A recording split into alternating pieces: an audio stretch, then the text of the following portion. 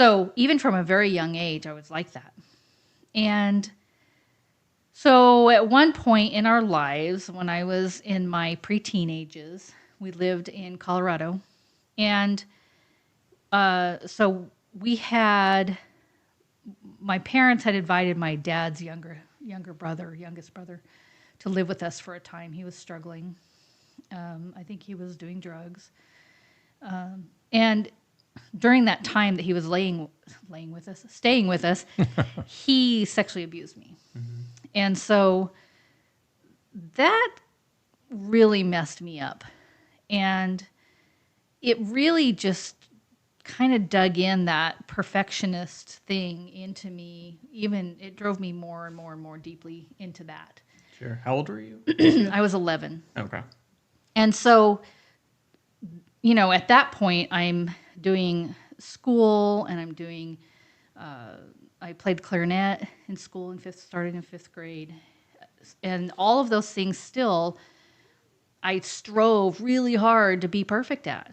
And I couldn't. More so after that. Right, even more so. I know now as an adult looking back at it, that the reason I was doing that is because I felt so terrible. It's funny, we take on the shame of our abusers. And I just felt shame. I felt like I was guilty, like I let it happen. Mm-hmm.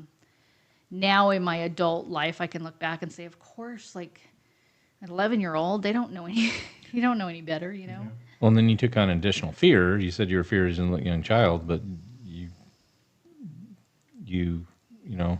don't want to give your testimony, but I know it pretty well. I haven't been with you for 40-some years, but he also threatened you, right? It wasn't just, so no one else knew this. She had to carry this herself because of... Yeah, he told me if I told anyone, he would hurt me. Oh. And I was scared to death of him, Mm-hmm. And so I lived with that, still counting, still fearing, still striving to be perfect at everything I did.